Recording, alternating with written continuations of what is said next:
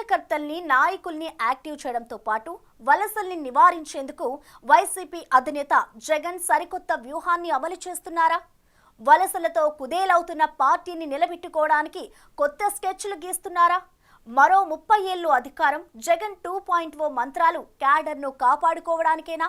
లేకపోతే అప్పుడే జగన్లో అంత ధీమా పెరిగిపోయిందా? అసలు మాజీ ముఖ్యమంత్రి వ్యూహమేంటి? జగన్ ధీమాపై కూటమి నేతల్లో వినిపిస్తున్న టాక్ ఏంటి? జగన్ వ్యక్తం చేస్తున్న ధీమా ఇప్పుడు పొలిటికల్ సర్కిల్స్ లో అటు సోషల్ మీడియాలో వైరల్ అవుతోంది. పవర్ పోయి 8 నెలలు కాకుండానే ఆయనలో అధికారంపై ధీమా పెరిగిపోయింది. మళ్లీ గెలుస్తాం, 30 ఏళ్లు నేనే ముఖ్యమంత్రిగా ఉంటానని పాత పాట అందుకున్నారు. వైసీపీ రాష్ట్రాన్ని ఏలుతుందని ధీమా వ్యక్తం చేస్తున్నారు. జగనన్న 2.0 పాలన చాలా డిఫరెంట్ గా ఉంటుందని స్టేట్మెంట్ ఇచ్చేశారు. చూస్తూ ఊరుకోం. వైఎస్ఆర్ కాంగ్రెస్ పార్టీ బ్రతుకుతుంది. వైఎస్ఆర్ కాంగ్రెస్ పార్టీ ఈ రాష్ట్రాన్ని ఏలుతుంది అని కూడా సందర్భంగా చెప్తాను. మరో 30 సంవత్సరాలు ఏళ్తామని కూడా ఈ సందర్భంగా కూడా మరి గట్టిగా కూడా చెప్తాను. కాబట్టి ఎవ్వరూ కూడా వైఎస్ఆర్ కాంగ్రెస్ పార్టీకి సంబంధించిన ఏ కార్యకర్త వెంటికి కూడా పీకలేడు అని చెప్పి కూడా ఈ సందర్భంగా చెప్తాను. ఇది ప్రతి ఒక్కరూ గుర్తుపెట్టుకోండి.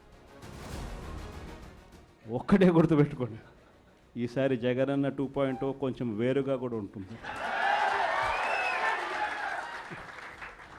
ఈసారి జగనన్న 2.0 కార్యకర్త కోసం ఎలా పనిచేస్తుందో కూడా చూపిస్తుంది. ఇది మాత్రం నేను ఖచ్చితంగా చెప్తా ఉన్నా. పార్టీ ఘోర పరాజయం, పార్టీ కీలక నేతల వరుస నిష్క్రమణలు, చేజారుతోన్న స్థానిక సంస్థలు, కార్యకర్తలు, నేతలపై రోజు రోజుకు పెరుగుతోన్న కేసులతో సతమతమవుతోంది వైసీపీ. ఇదే తరుణంలో విజయవాడ నగర కార్పొరేటర్లతో భేటీ అయిన వైసీపీ అధినేత జగన్ కీలక వ్యాఖ్యలు చేశారు. ఎంత పెద్ద కూటములొచ్చినా, ఏం చేసినా మన బలం, ప్రజల మద్దతు మనకుందని విశ్వాసం వ్యక్తం చేశారాయన. 151 స్థానాలతో అధికారంలోకొచ్చిన పార్టీ తర్వాత 11 స్థానాలకు పరిమితమై ప్రతిపక్ష హోదా కూడా దక్కించుకోలేకపోయింది. అయితే 40% ఓటింగ్ దక్కిందన్న ధీమా జగన్లో వ్యక్తమవుతోంది. అందుకే పార్టీ నుంచి ఎవరు వెళ్లిపోయినా పర్లేదు అన్నట్లు జగన్ మాట్లాడుతున్నారు. కీలకమైన రాజ్యసభ సభ్యులు వైసీపీకి రిజైన్ చేస్తున్నా జగన్ లెక్క చేయటం లేదు. అదేమంటే క్యారెక్టర్, క్రెడిబిలిటీ అంటూ పెద్ద పెద్ద కబుర్లు చెప్తున్నారు. బేసిక్ ఒకటి గుర్తుపెట్టుకోవచ్చు, 11 మంది మాకు రాజ్యసభ సభ్యులు, పోయిన వాళ్ళు ఎంత 3 పోయినారు. సైలెంట్తో కలుపుతారు. బేసిక్లీ పోయే ప్రతి ఒక్కరికి కూడా నేను ఒకటే మాటే చెప్తాను, రాజకీయాలలో ఉన్నప్పుడు క్యారెక్టర్, క్రెడిబిలిటీ అనే పదానికి అర్థం తెలుసు. రాజకీయాలలో ఉన్నప్పుడు కాలర్ ఎగరేసుకొని చెప్పాలి, ఫలానోడు మా నాయకుడు. అది ముఖ్యమంత్రి అయినా సరే, ఎమ్మెల్యే, ఎంపీ అలాంటి ఆయనైనా సరే, ఎమ్మెల్యే అయినా ఇలాంటి అయినా సరే, ఎవరి గురించి అయినా కానీ ఇట్లా గొప్పగా చెప్తాం. కానీ మనమంతటి మనమే ప్రలోభాలకు లొంగో, భయపడో, ఏదో కారణం చేత మనమంతటి మనమే మన వ్యక్తిత్వాన్ని, మన క్యారెక్టర్ని, మన క్రెడిబిలిటీని మనం బలంగా పెట్టి మనం కాంప్రమైజ్ అయ్యి అటువైపు మనం పోతే మన గౌరవం ఏంది, మన వాల్యూ ఏంది, మన క్యారెక్టర్ ఏంది, మన క్రెడిబిలిటీ ఏంది? ప్రతి ఒక్కరూ రాజకీయాల్లో ఉన్నప్పుడు ఆలోచన చేసుకో. ఈ కష్టం అనేది ఎల్లకాలం ఉండదు.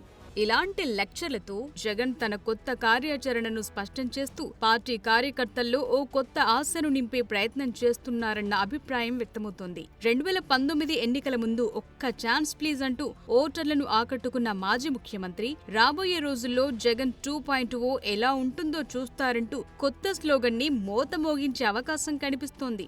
గత ప్రభుత్వ హయాంలో ప్రజలకు సంక్షేమ పథకాలు అందించడంపై పూర్తిగా దృష్టి కేంద్రీకరించడంతో కార్యకర్తలకు తగిన ప్రాధాన్యత ఇవ్వలేకపోయానని ఒప్పుకుంటున్నారు జగన్. అయితే గత ప్రభుత్వ హయాంలో పనిచేసిన వాలంటీర్లంతా వైసీపీ కార్యకర్తలేనని మర్చిపోతున్నారాయన.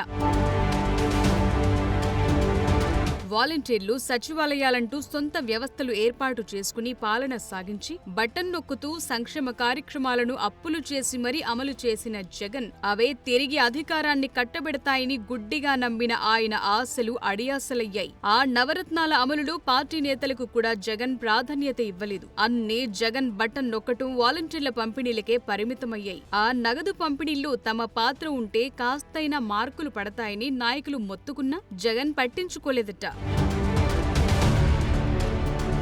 వాలంటీర్ వ్యవస్థ వచ్చిన తరువాత పెత్తనం మొత్తం వారి చేతికెళ్లింది. పెన్షన్ల పంపిణీ దగ్గర నుంచి రేషన్ సరుకులు, ఇతరత్ర పథకాలన్నీ వారి చేతుల్లోకి వెళ్లటంతో వాళ్లే రాజ్యాధికారం చెలాయించారు. ఆ క్రమంలో వాలంటీర్లు ఎమ్మెల్యేలతో పాటు గ్రామాల్లో ద్వితీయ శ్రేణి నేతలను కూడా లెక్క చేయలేదన్న ఆరోపణలున్నాయి. ఈ నేపథ్యంలోనే వైసీపీ అధికారంలో ఉన్న నాయకులు, కార్యకర్తలు అభివృద్ధి కార్యక్రమాల్లో భాగస్వాములు కాలేక ప్రజలకు దూరమయ్యారు. దాంతో ఎన్నికల సమయానికి అదేదో సామెత చెప్పినట్లు నేనొక్కడిని చేయకపోతే ఏమవుతుందిలే అన్నట్లు అందరూ పూర్తిగా కాడి వదిలేయటంతో జగన్ కు ప్రతిపక్ష హోదా కోసం కూడా కోర్టును ఆశ్రయించాల్సిన పరిస్థితి ఏర్పడింది. ఘోర పరాజయం తరువాత కొన్ని రోజుల పాటు జగన్ సైతం వాస్తవ లోకంలోకి రాలేకపోయారు. ఎన్నికల ఫలితాల తరువాత మీడియా ముందుకొచ్చిన ఆయన ఇలాంటి ఫలితాలు ఊహించలేదని వాపోయారు. అక్క చెల్లెమ్మల ఓట్లు, అవ్వాతాతల ఓట్లు ఏమయ్యాయో తెలియటం లేదని దాదాపు ఏడ్చినంత పనిచేశారు. అయితే ఓటమిపై పోస్టుమార్టం తరువాత జగన్ తత్వం గ్రహించినట్లు కనిపిస్తున్నారు. కార్యకర్తలు లేకుంటే పార్టీకి మనుగడ లేదని ఓ అంచనాకు వచ్చారంటున్నారు. గతంలో జగన్ పార్టీ క్యాడర్కే కాదు నాయకులకు కూడా ప్రాధాన్యత ఇచ్చేవారు కాదు. తన చుట్టూ 2-3 కోటరి ఏర్పాటు చేసుకుని పరదాల మాటున పాలన సాగించిన ఆయన ఈసారి ఆ తప్పులు జరగకూడదన్న తత్వం బోధపడినట్లు కనిపిస్తోంది. త్వరలో నియోజకవర్గాల్లో పర్యటన, వారానికి 2 రోజులు అక్కడే నిద్ర అంటున్న జగన్ 2.0 అంటూ కొత్త స్లోగన్ ఎత్తుకున్నారట. వైసీపీ బతుకుతుందని, ఈ రాష్ట్రాన్ని ఏలుతుందని జగన్ ధీమా వ్యక్తం చేస్తున్నారు. ఈసారి జగన్ అన్న 2.0 కార్యకర్తల కోసం ఎలా పనిచేస్తుందో చూపిస్తుందని, ఈ విషయాన్ని ఖచ్చితంగా చెప్తున్నానని జగన్ అంటున్నారు. ప్రతిపక్షంలో ఉన్నప్పుడు కష్టాలొస్తాయంటున్న జగన్ చాలా కాలం తరువాత తన 16 నెలల జైలు జీవితాన్ని గుర్తు చేసుకుంటున్నారు. అయితే ఆ కష్టాలు శాశ్వతం మాత్రం కాదని, తాను జైలు నుంచి వచ్చి ముఖ్యమంత్రిని అయ్యానని క్యాడర్ కు ఆయన ధైర్యం చెప్తుండటం విశేషం. ఎవరికి ఏ కష్టం వచ్చినా తన జీవితాన్ని గుర్తు చేసుకోవాలని ఇప్పటికీ అక్రమాస్తుల కేసుల్లో సిబిఐ, ఈడీ విచారణలు ఎదుర్కొంటున్న ఆయన భరోసా ఇస్తున్నారు. మహా అయితే అధికారంలో ఉన్నవాళ్లు వైసీపీ కార్యకర్తలను 3 నెలలు జైల్లో పెట్టడం తప్ప ఇంకేం చెయ్యలేరట. ఈ కష్టాలను తట్టుకుని నిలబడినప్పుడే వైసీపీ మరోసారి అధికారంలోకి వస్తుందని హితబోధ చేస్తున్నారు. నా మీద కేసులు వేసింది కూడా మళ్ళీ ఎవరో కాదు, అటు కాంగ్రెస్, ఇటు తెలుగుదేశమే. నా పిటిషన్లో ఎవరు పిటిషనర్స్ అంటే అటు కాంగ్రెస్ ఎమ్మెల్యేలు, ఇటు తెలుగుదేశం పార్టీకి సంబంధించిన నాయకులు. కేవలం రాజకీయంగా ఎదుగుతున్నాను అని ఒకే ఒక కారణంతో దొంగ కేసులు బనాయించారు.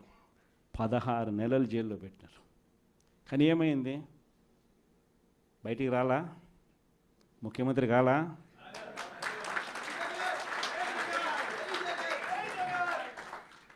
ప్రతి ఒక్కరు ఇది గుర్తుపెట్టుకోండి. ఎవరికైనా ఇంతే. మహా చేస్తే వీళ్ళు ఏం చేయగలుగుతారు? దొంగ కేసులు పెడతారు, కాదండంలా బెదిరిస్తారు, కాదండంలా మహా అయితే 3 నెలలు లోపల వేస్తారు, అది కాదండంలా. కానీ ఏం చేస్తారు? 3 నెలల తర్వాత మళ్ళా వస్తాం, రెట్టించిన ఉత్సాహంతో మళ్ళా పనిచేస్తాం. ఎవరెవరైతే మిమ్మల్ని జైల్లో పెట్టే కార్యక్రమం ఎవరెవరైతే చేస్తారో, మంచి చేసిన వాళ్ళని గుర్తుపెట్టుకోండి, చెడు చేసిన వారిని గుర్తుపెట్టుకోండి. ఇద్దరిని గుర్తుపెట్టుకోమని చెప్తాం. జగన్ అన్న 1.0లో కార్యకర్తల పక్షాన అంత గొప్పగా పనిచేయలేకపోయానంటున్న జగన్ ఈసారి క్యాడర్కే పెద్దపీట వేస్తానంటున్నారు. ఈ సందర్భంగా మీకు మంచి చేసిన వారిని, చెడు చేసిన ఇద్దరిని గుర్తుంచుకోవాలని పార్టీ శ్రేణులకు పిలుపునిచ్చారు.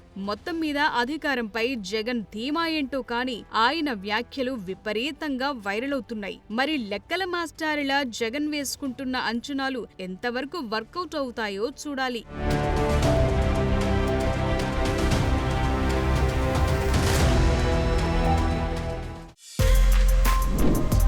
For more videos like this, subscribe Big TV channel.